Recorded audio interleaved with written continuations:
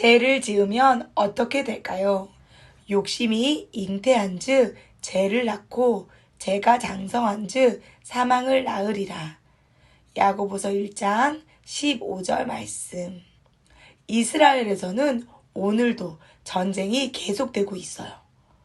다윗은 전쟁에 나가지 않고 예루살렘에 머물고 있는데 저녁이 되자 왕궁의 지붕 위에 천천히 거닐고 있어요. 그런데 다윗이 그동안 본 여자 중에 제일 예쁜 여자가 목욕을 하고 있는 거예요. 다윗은 왕궁으로 그 여자를 오게 했어요.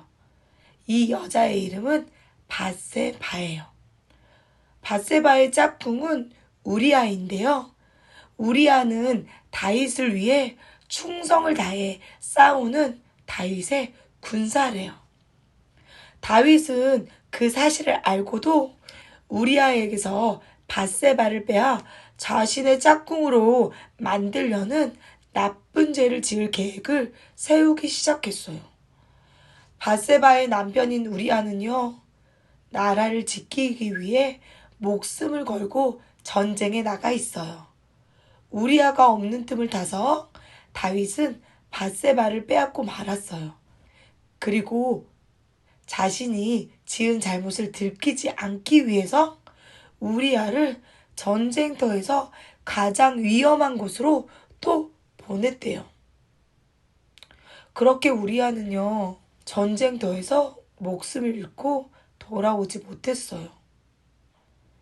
우리아와 군사들은 전쟁을 치르느라 다윗이 잘못을 저지르는 모습을 보지 못했기 때문에 다윗은 아무도 자신의 죄를 알지 못할 거라고 생각했어요. 똑똑똑. 누군가 밧세바의 집에 찾아왔어요. 그리고 우리아가 목숨을 잃었다는 소식을 전해주었어요. 밧세바가 남편을 잃고 몹시 슬퍼하자 다윗은 밧세바를 위로하고 자기 아내로 맞이했대요. 하지만 다윗은 아주 중요한 사실을 놓치고 말았어요. 그것은 바로 하나님이 다윗의 모든 행동을 지켜보고 계신다는 사실이래요. 하나님은요, 다윗이 용감하게 적들을 물리칠 때도, 다윗이 하나님을 큰 소리로 찬양할 때도, 다윗이 나쁜 생각을 하고 나쁜 행동을 저지르고 있을 때도요, 모두 지켜보고 계셨어요.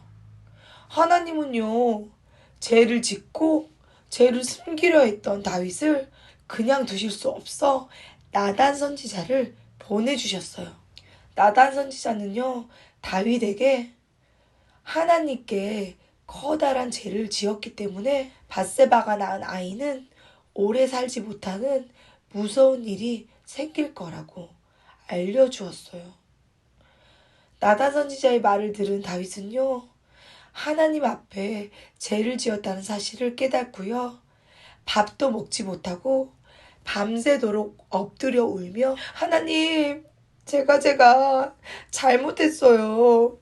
제가 아무도 보지 못했다고 생각하고요, 몰래 숨어서 나쁜 죄를 지었어요.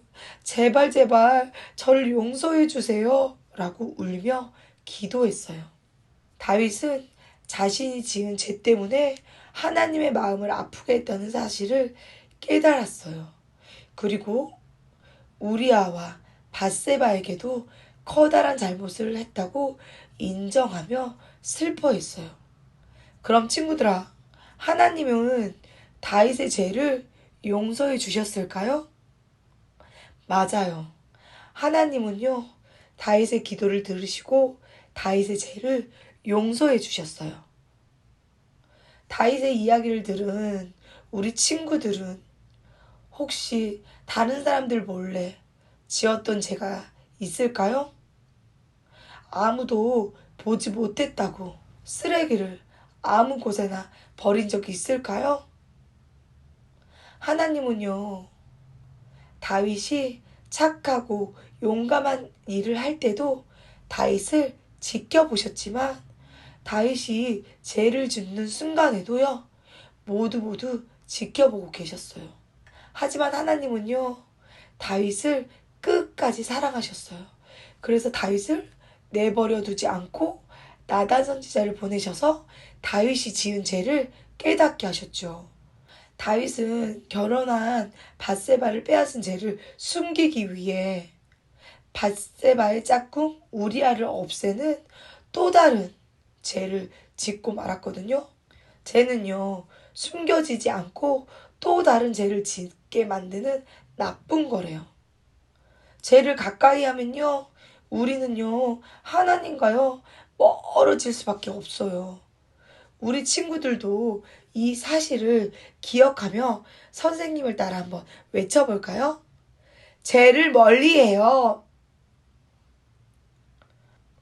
그리고 우리가 아무도 몰래 지은 죄가 있더라도요, 나의 죄를 솔직하게 하나님께 말씀드리고 용서해달라고 기도하는 어린이가 되어야 합니다.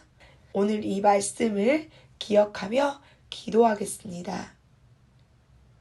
우리를 사랑하시는 하나님, 오늘 다윗의 이야기를 통해 하나님은 죄를 가장 싫어하지만 우리가 마음을 다해 죄를 누이치고 용서해 달라고 기도하면 우리의 모든 죄를 용서해 주시는 분임을 알게 되었습니다.